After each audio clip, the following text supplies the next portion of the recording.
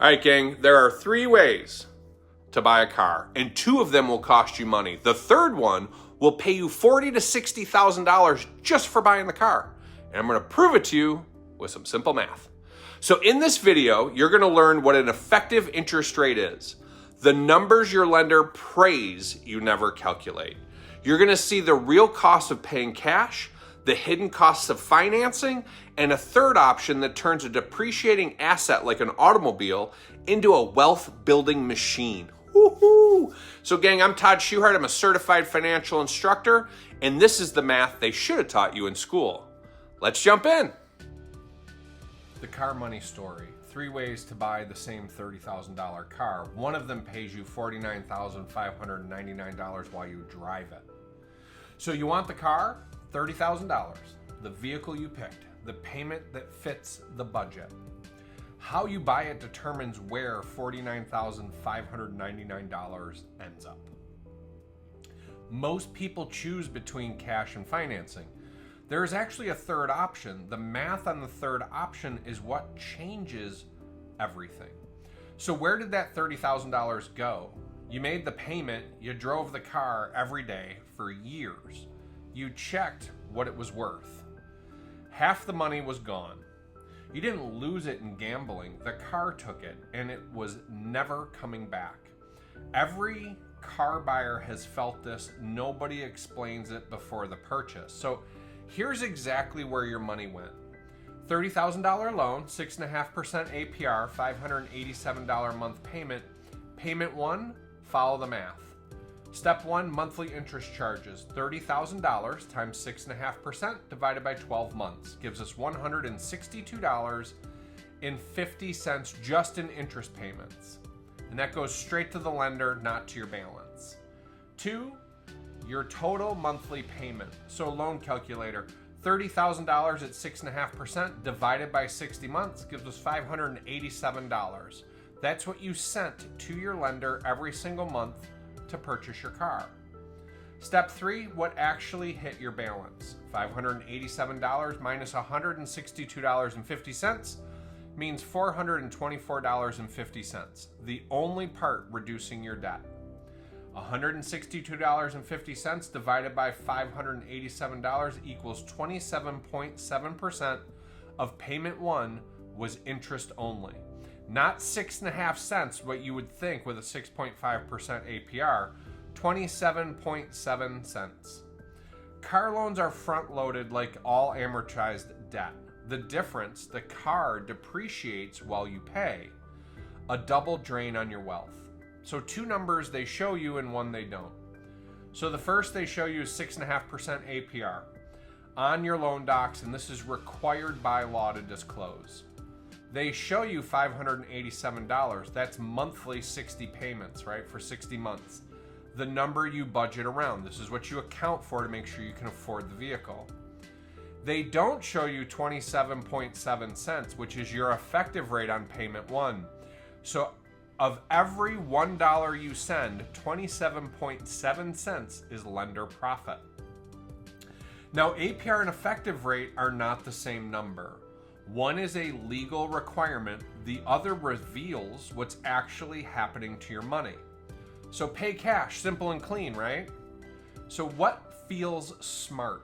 No monthly payment, no interest to the bank, 0% financing cost. What nobody calculates is an $18,000 loss. That's a net position after 5 years. $30,000 spent, car is now worth 12 grand. The $18,000 gap, that's depreciation, and it is gone forever. No interest paid, worst net position of all 3. So paying cash avoids interest but doesn't avoid depreciation, and it removes $30,000 from any compounding environment permanently, meaning once you spend it, you're not getting it back. So finance it, keep the cash, right? Minus $23,220, net position after 5 years. That's the finance path. Total payments, $35,220. Interest to lender, $5,220. Car value after 5 years, $12,000. Net versus cash path, $5,220 worse off. Your first payment and where it goes. Remember the problem, gang. 27.7% is interest. 72.3% is principal. And we're not even talking about depreciation. So $587 times 60 payments or 60 months equals $35,220 for a $30,000 car. $5,220 to the lender. Car is now worth $12,000. Your net loss is $23,220. Both paths share the same flaw. Your money stops working for you. What if your $30,000 didn't have to leave and we could continue to get it to generate money and grow for you? What if we could position your $30,000 at just 5.5% for 20 years? That would net you $79,599 in tax-free cash. So get the car and keep the money working. So here's one, fund the policy. So we use a dividend-paying cash value whole life insurance policy engineered for cash value growth. And it's guaranteed to grow every year. If the stock market is up, down, or flat, doesn't matter. Your money is growing because it is not tied to the market. Number two is borrow against it, not from it. Policy loan pays the dealer. Your $30,000 inside the policy never moves. It's still compounding on the full balance.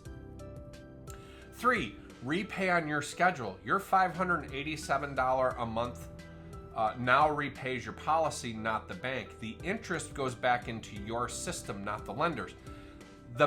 Listen, this is finally putting the advantage in your favor. Banks, by the way, are doing this already with your deposits and keeping that money. We're just teaching you to do this for yourself, so the advantage is to you. And here we go, number 4, uninterrupted compounding. 20 years, $30,000 never stopped working for you. Results, $79,599 tax-free, while every car you drove was paid for by the system. Same car, gang, 20 years later. So here's what we've got. Pay cash, lose 18 grand as your net position, 30,000 spent, car was worth 12K, wealth built 0. Opportunity cost, lost. Net, negative $18,000. Next one is finance it. Negative $23,000 net position. $35,220 total paid for the car. Interest to the bank, $5,220. Car is now worth 12 grand. Wealth built, none. Net, negative $23,220. And the best thing you can do is IBC leverage, $49,000 positive net gain. Where have you ever bought a car where you made 49 grand and drove it for 5 years? Car still driven. $587 a month goes into your policy, your bank, your personal collection of cash. The cash value is now $79,599. No bank interest paid. Net positive, $49,599 to you, your pocket, your bank, your money.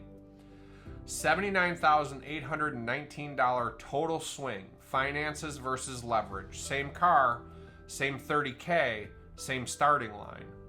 It was never actually about the car, right? Number 1 is pay cash, money leaves, stops working permanently. I don't care what you're buying.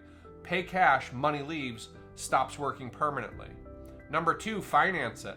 Money leaves slower, still stops working. Again, I don't care what you're buying. If you're financing it, the money leaves slower and still stops working. Or number 3, you can leverage your money. And your money stays working even when you're using it, and the car paid for anyway.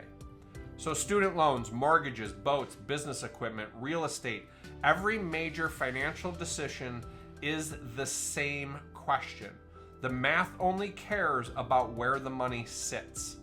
The only question, gang, is when your money leaves your hands, does it stop working for you or keep moving and gaining momentum in your favor? So every major purchase, same decision every time. Let the money leave, cash or finance, it stops working. Let it keep working for you, leverage it, it never stops growing. So when you're ready to run your numbers, the link is in the bio for the Wealth Health Academy, and we will show you how to get out of all your debt in record time while building tax-free or tax-advantaged cash at the exact same time.